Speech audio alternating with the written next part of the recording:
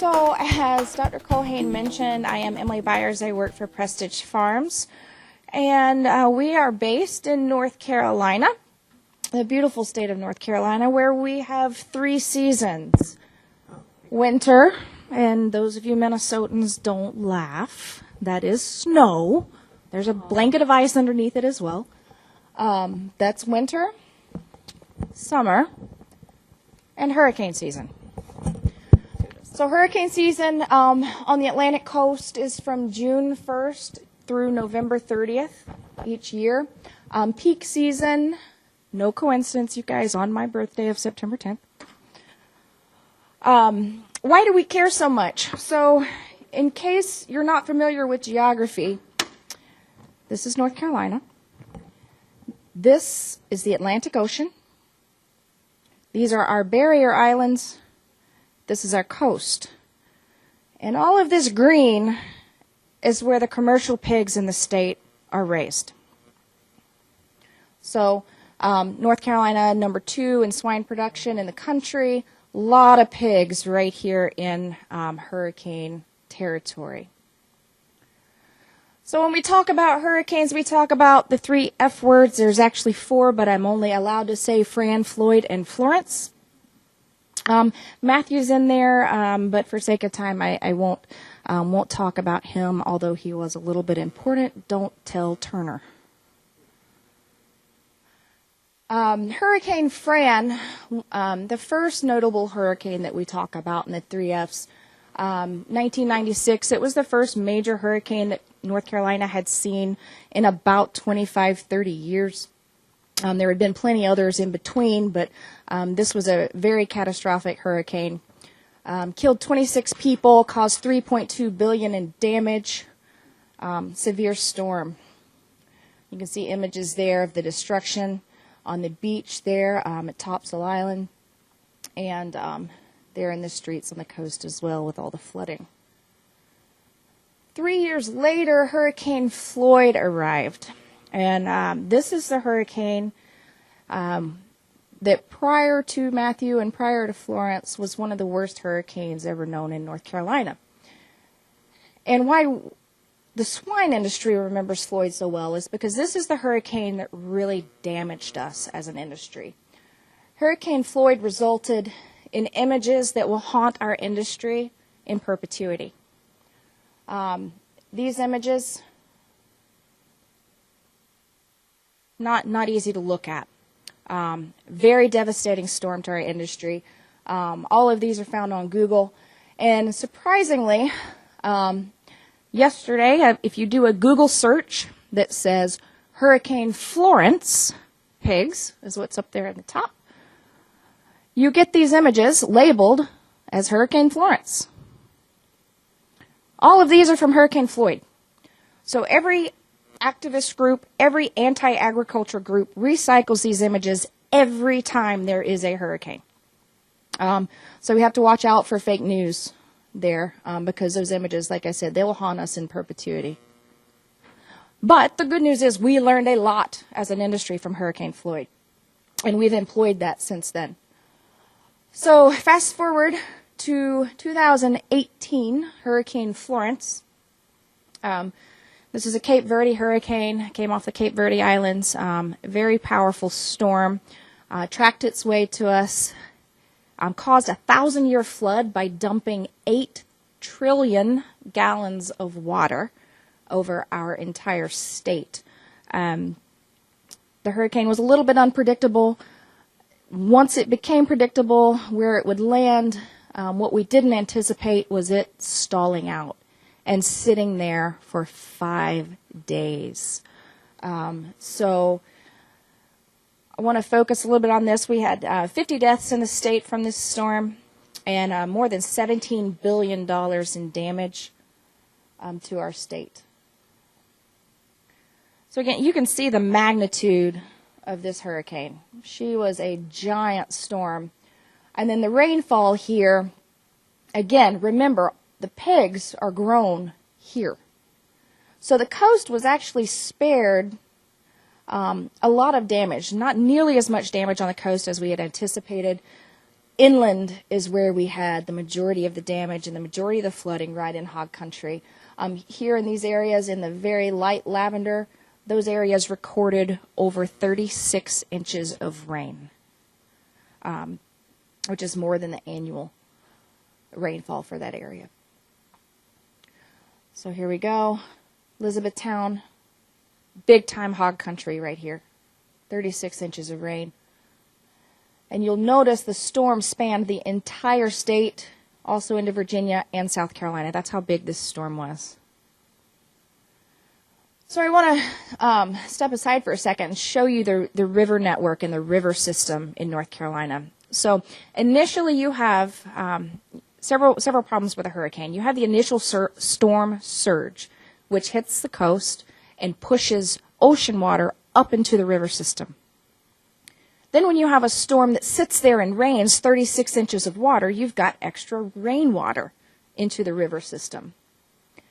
And additionally, when a storm this large dumps inches upon inches of rain in this area, you've got that water that's all got to go somewhere.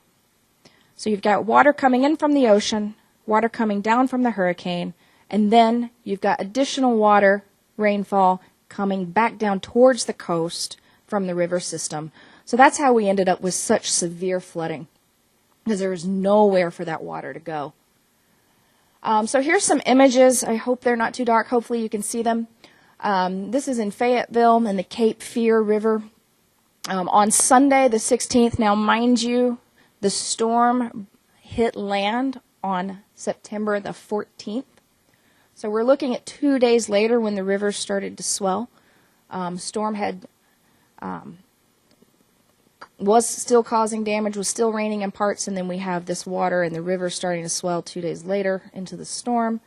By Monday, hopefully you can see how high the water had risen. By Tuesday, it's almost up to this bridge. The Cape Fear River crested at 61.4 feet. Yeah, that's a lot of water. And that's one river. That's normal. So you have to wait for that water to go somewhere and come back down. This here is Interstate 40 between Raleigh, North Carolina, about 15 miles from my house on my way to work. I drive this road every day. Completely submerged underwater. These are poultry houses, not hog houses. Severe flooding there. That was impassable for quite some time. This is a photo I took on my way trying to get to a farm. Road completely washed away. And so one of the misconceptions about hurricanes when we think about flooding is like everything's underwater. Well, just get in a boat. Well, it's not that easy because every location isn't underwater. And where the water comes through, it usually takes out a road. So you can get here and you can get there, but you can't get across this. And you can't get across that with a boat. And you certainly can't get a vehicle across that with a boat. So that's how you end up landlocked in some locations occasionally. Here's another one. Road completely washed away. It takes a while to repair that, you guys. So logistically, you end up with a lot of challenges. Farms that might normally take you 5 minutes to get to could take you 2 hours to find a route around. And then here's one. This was picked up by the Associated Press. North Carolina Pork Council published this as well. But this is a farm completely surrounded by water. Barns are fine. Pigs are fine. Lagoon was actually fine, but these barns are completely surrounded by water. So getting in there to check on those pigs or get them feed, definitely a challenge. So lessons learned, and one of the reasons we're having this talk is that preparedness plans are key to surviving events like this.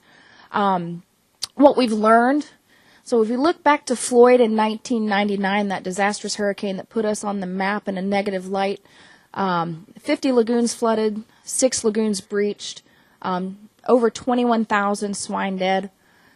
In Matthew, we're down to only 11 lagoons flooded, 0 breaches, and less than 3,000 dead.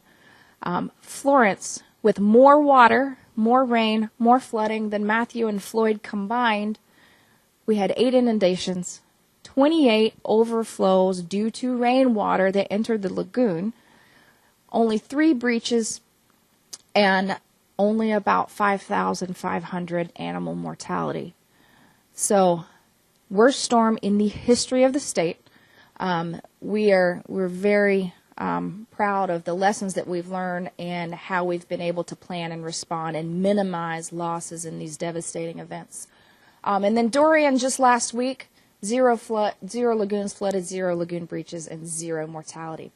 I will note that more than 98% of the industry's anaerobic treatment lagoons did not have negative impacts from Hurricane Matthew and Hurricane Florence, both record storms for the state. So we're very proud of that, and preparedness is key. So how do you get prepared? One of the luxuries, if there are any, of a hurricane is that you have warning. You know something is coming. Now, in the beginning, it doesn't look very pretty, and every hog farmer, every veterinarian, every production specialist becomes a meteorologist, and you're looking at these spaghetti diagrams. And computer-generated models of what the storm may do, and not very predictable, and they get kind of crazy. But over time, they start lining up, and you get a very good idea of where the storm's going. Oh, wow. Ooh, I gotta hurry. Okay. Sorry, guys. So you get a good timeline, expectations. So proactively, you start hauling butt. And there is a pun intended there because you move pigs. Prior to Hurricane Florence, over 20,000 pigs were either moved early to market, were evacuated to different locations if they were in flood-prone areas or at-risk areas. And then multiple companies in the state hauled extra pigs out of state, got them out of the state to make room and try to get pigs on the road and out of harm's way. You haul feed. You start making feed and you haul feed as much as you can, as fast as you can, to as many places as you can. Make sure feed bins are full. Haul supplies. You change your semen routes and your semen delivery, and you go ahead and get all that out to the farm that you need for a week. Final lagoon management efforts go into play. You test and you run your generators again. You're doing that all the time, but what you can't prepare for is 5 days of generator power. You need to have those generators running for a few hours ahead of the storm so you can make sure they're functioning properly. Checking alarm systems again. Proactively ensuring your fuel supplies, both tractor and generator, have extra filters on hand, hoses, belts, oil, all of that stuff. You're going through, checking the box, making sure you're prepared. You start staging heavy equipment and fuel trailers. So I mentioned the rivers. If you can't get across a road, you gotta have fuel trailers and heavy equipment to repair roads staged. So that's what we do. Multiple companies in North Carolina, we have our own equipment specifically for these purposes, so we start getting it out and staging it on certain sides of the river so we make sure we have access to it. We start initiating calls with the Department of Agriculture, internally, discussions with our internal incident command systems, and then also with the State Emergency Operations Center. Those calls start ahead of the storm, and then they continue throughout the storm and recovery. You start testing your mapping and communication systems, make sure they're functioning properly. You communicate hurricane mode plans to farms. And then what's really, really important in the post-Floyd era is this proactive communications and media outreach. And we leave that up to the North Carolina Port Council. Very important, role that they play on our behalf. Again, you start reviewing your mortality management plans. You contact landfills as needed to make sure if you need a manifest set up ahead of time and make sure that they will accept any mortality if you have it. Secure and renew disaster reentry permits. So in the face of a natural disaster like this, state patrol officers typically come from other parts of the state that don't know your business and they don't know what you do. They don't know the economic impact and the necessary path that you need to take to get into farms. So we actually have some provisions in our state that give us permissions and special permits to pass through road closures.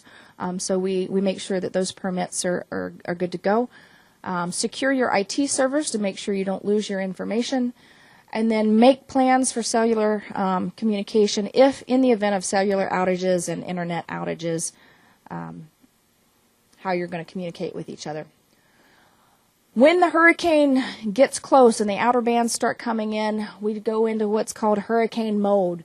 You make sure that all service vehicles are full of fuel.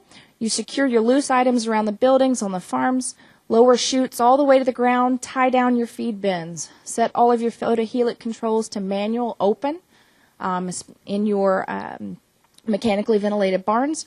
Remove the door charts and farrowing cards from the barns because they will blow away and they will get wet and get destroyed, so there go your records.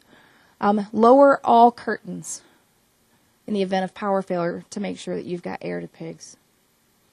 You remove and secure your fan louvers, tie and secure fan blades. In a hurricane, the wind will blow, and typically those fan blades will turn in reverse, which will burn up your motors, and then they won't function when power comes back on.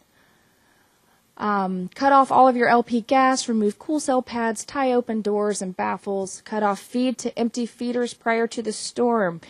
When feed gets wet, it clogs the system, so you need the pigs to eat that feed out until you're able to get back and run the feed systems.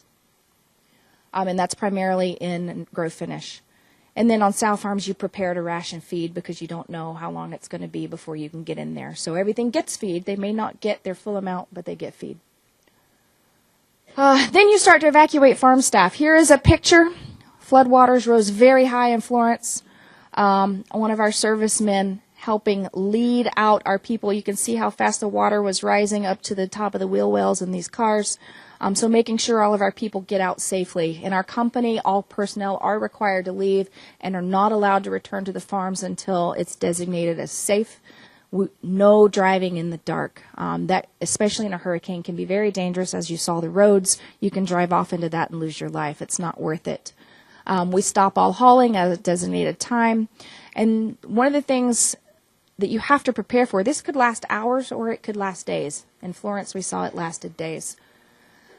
I'm running out of time, so I'll just flash this on the screen. But when it comes to response, you return to farms as soon as possible to assess the situation. Sometimes getting to farms, like I said, is going to be very difficult. So it takes some time to figure out how to get in there, and you have to get creative, sometimes including helicopters, which we used in Hurricane Florence. If you're able to, you start undoing hurricane mode. If it was a non-event storm such as Dorian last week.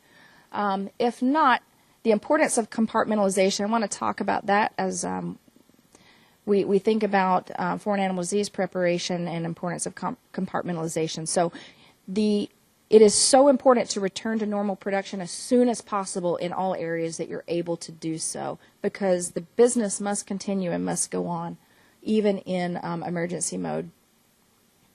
So here, helicopter, we've got people manually transporting feed. Getting to farms, delivering feed, very much a challenge. You've got to get creative and take some risks sometimes. This photo didn't come through very well, but it is it's a tractor that with a front end loader filled with feed. One of the companies took a feed truck, unloaded feed into the front end loader of the tractor, and then it went back and forth, back and forth, back and forth to try to get feed to pigs. Hand carting feed on sow farms. A lot of things go into play. One thing that you can't prepare for that Florence taught us is the humanitarian crisis part of that. Employees, the community, a lot of our employees are very involved in the community as volunteer fire, EMS, swiftwater rescue teams. So they're going to be needed and pulled into those rescue systems. You'll have employees that are unable to come to work, can't come to work, don't have money to come to work, don't have fuel to come to work, don't have food. That was a big one in Florence. We had employees that went days without food because they worked paycheck to paycheck, and they didn't have the luxury of going out and buying a couple $100s worth of dry goods to last them for a few days. So we saw that happen. Food and water resources, even it was very scarce in some locations, these very rural areas. Food deliveries couldn't get to grocery stores, so grocery stores ran out of food. You know it's bad when Piggly Wiggly runs out of potted meat. So personal property damage, there is an emotional toll and physical and mental exhaustion. And then all at the same time, you've got anti-groups attacking you on social and actual media. So in recovery, I want to focus on and just compare this as we think about in terms of disaster planning and foreign animal disease planning. Every day a plant is down costs you at least 3 days everywhere else in the system. Business must continue. We are a just-in-time business. So think about this in terms of a national standstill, what that would look like. It took us months to get back to normal marketing procedures. Communication, I mentioned, very, very key component. We're very fortunate to have Andy Curlis with the National Pork, or with the North Carolina Pork Council, trying to get ahead of fake news and misinformation. Very important. So in summary, robust preparation is key for any disaster management. Backup and contingency plans are essential.